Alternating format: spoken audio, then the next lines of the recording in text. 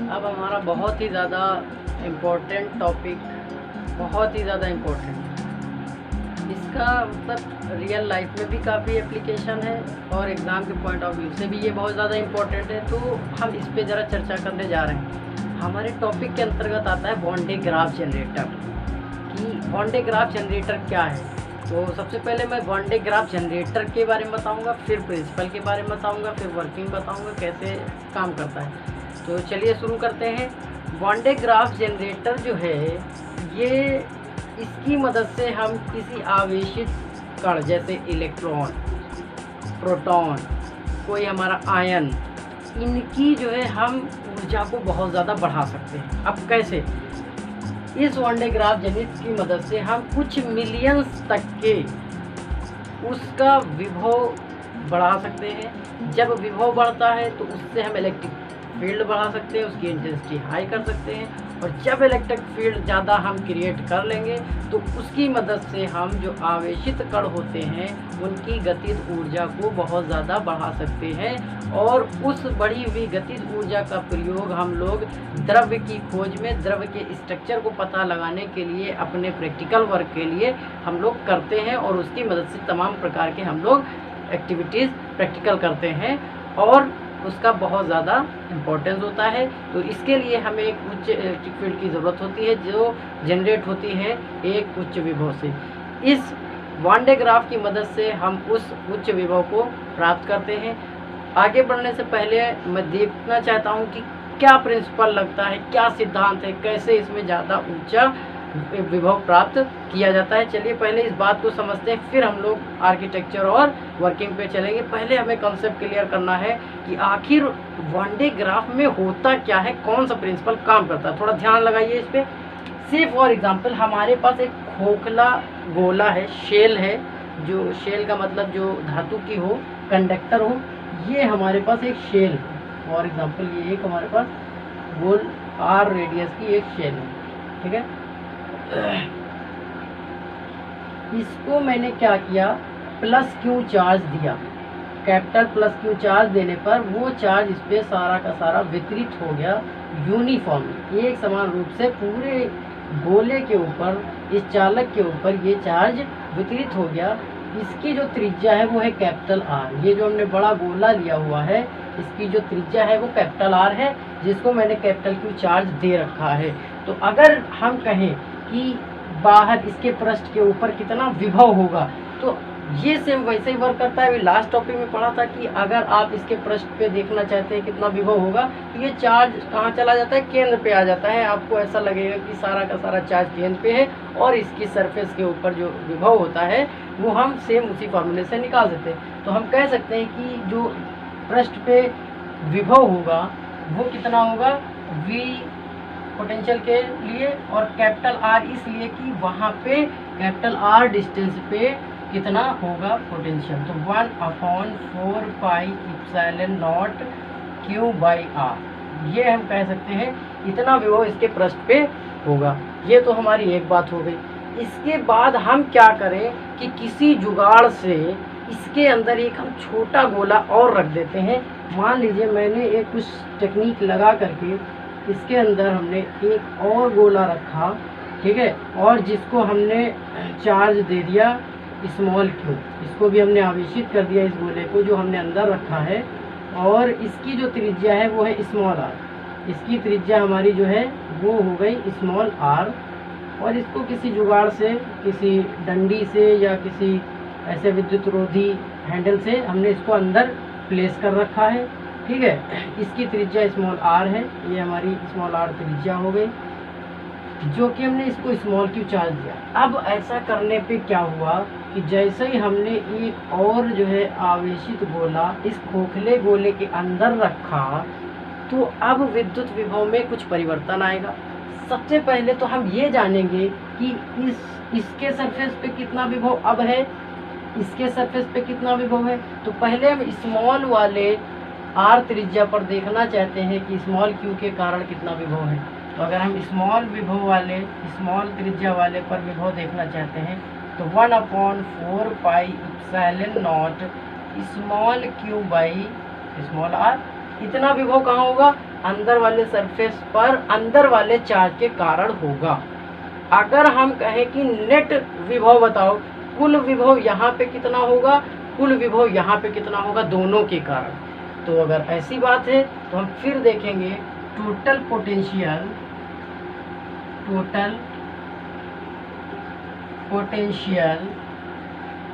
Eight distance of capital R and small R. हम दोनों जगह पे देखना चाहेंगे कि कैपिटल आर दूरी पर कुल पोटेंशियल कितना होगा और स्मॉल आर पर कुल पोटेंशियल कितना होगा। तो अगर ऐसी बात की जाए तो यहाँ की अगर हम बात करें, इस जगह पे जब हम निकालना चाहते हैं, ठीक है, तो हमारे पास जो आएगा सबसे पहले V इक्वल्स टू, जब हम छोटे वाले पे निकालना चाहते हैं, V स्मॉल आर निकालना चाहते हैं, तो ये टोटल के लिए ये एक अलग चीज़ थी, ये सिर्फ स्मॉल चार्ज की वजह से और कैपिटल चार्ज की वजह से दिखाया। ये यहाँ पे जो वी आर का मतलब है, ये है टोटल का मतलब है, ठीक है, कि आर डिस्टेंस पे टोटल विभव कितना है, वी टोटल भी कह सकते हो, टोटल, ठीक है। तो इस केस में क्या होगा, 1/4 पाई epsilon not.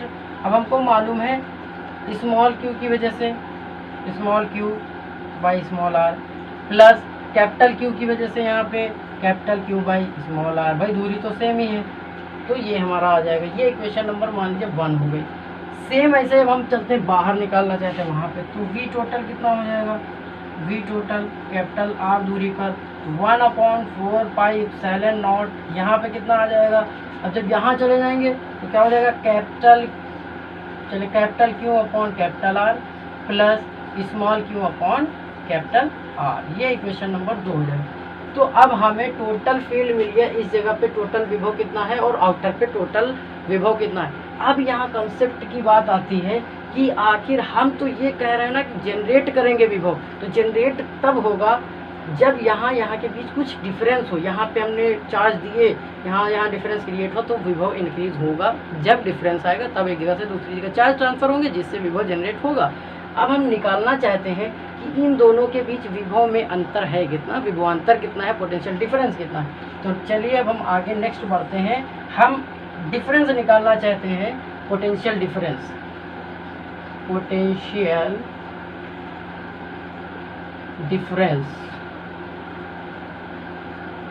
Between V R and V capital R. हम टोटल के बीच डिफरेंस देखना चाहते हैं, तो V R minus V capital R की अगर हम बात करें तो चलिए निकालते हैं। ये ऊपर है 1/4 पाई एप्सिलॉन नॉट कॉमन है हमारे पास, ये हम कॉमन कर देते हैं। Q by small R plus capital Q by capital small R minus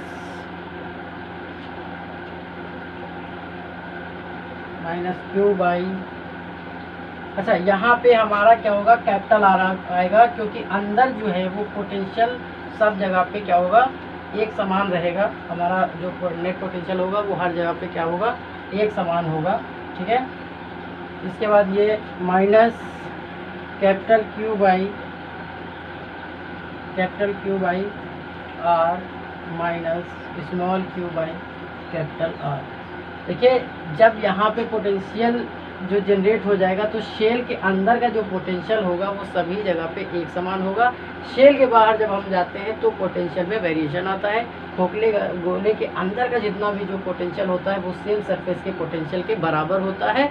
ये हमने लास्ट क्लास में पढ़ा था। इलेक्ट्रिक फील्ड 0 होता है, लेकिन इस सरफेस के अंदर चार्ज जो ऊपर फैला हुआ है उसके अंदर की अगर पोटेंशियल की बात करें तो सब जगह एक समान होता है, ठीक है। अब जब ऐसा हमने किया तो हमारे कुछ टर्म्स यहाँ से कैंसिल आउट हो रहे हैं। हमारा जो डिफरेंस आ गया, पोटेंशियल डिफरेंस जो आया है V इक्वल्स टू, वो केवल और केवल आया है कैपिटल Q और ये Q by 4 pi epsilon not bracket 1 by small r minus 1 by capital R के कारण। This is the very important relation we use in Van de Graaff generator. यही वो इम्पोर्टेंट तरीका है जिसकी मदद से हम यूज़ करेंगे। यहाँ पे हम क्या देख रहे हैं कि कैपिटल क्यू इसमें आया ही नहीं, बाहर कितना चार्ज है उसका इस डिफरेंस से कोई लेना देना है ही नहीं। बाहर बहुत सारा चार्ज है, कोई फ़र्क नहीं पड़ता। स्मॉल चार्ज अगर आप ले रहे हैं, जो स्मॉल क्यू चार्ज है, ये थोड़ा सा भी पॉजिटिव हुआ तो इसका नेचर यही है कि ये अपने चार्ज को ट्रांसफ़र कर देगा बाहर से, क्योंकि ये वाला जो है जब डिफरेंस निकाला तो ये देखिए आपका जो डिफरेंस आ रहा है ये पॉजिटिव वैल्यू दे रहा है। यहाँ पे ये बड़ा है, ये वाला जो पोटेंशियल है वो बड़ा है, ये पोटेंशियल छोटा है, ऑलवेज छोटा रहेगा। तो जैसे ही बड़े पोटेंशियल से हमेशा ये टेंडेंसी होती है कि उच्च विभव से निम्न विभव के बीच ही चार्ज का गमन होता है, उच्च विभव से निम्न विभव के बीच। तो ये उच्च विभव पे है, ये निम्न विभव पे है, तो यहाँ से यहाँ चार्ज जाना शुरू कर देगा, ये इसकी प्रकृति होती है। और जब यहाँ चार्ज जाना शुरू कर देगा तो यहाँ का पोटेंशियल इंक्रीज होना शुरू हो जाएगा। ये टेक्निक हम लोग यूज़ करते हैं और इसकी मदद से बाहरी आउटर सरफेस का हम लोग जो विभव है वो बढ़ाते चले जाते हैं और जब तक हम उस लेवल तक बढ़ा सकते हैं जहाँ तक हमारा जो विद्युत रोधी पदार्थ है वो उसको बियर कर सकता है, एयर आयोनाइजेशन शुरू हो जाता है, उस लिमिट तक हम लोग इसको आगे बढ़ा सकते हैं, जो कि लगभग 3 × 10⁻⁶ वोल्ट पर मीटर के अप्रॉक्स में होता है। तो यही वो रिलेशन है जिसकी मदद से हम जो है इसी कंसेप्ट का यूज़ करके हम वेन डे ग्राफ जनरेटर का यूज़ करते हैं। तो चलिए, ये टोटल जो है कंसेप्ट था कि इस जनरेटर के बनाने के पीछे क्या लॉजिक वर्क करता है, किस सिद्धांत पे ये काम करेगा। अब जरा हम लोग इसकी वर्किंग समझते हैं और इन दोनों को कैसे शूट आउट किया गया है, उसका एप्लीकेशन उसमें कैसा किया गया, जरा उसको भी हम आगे समझते हैं।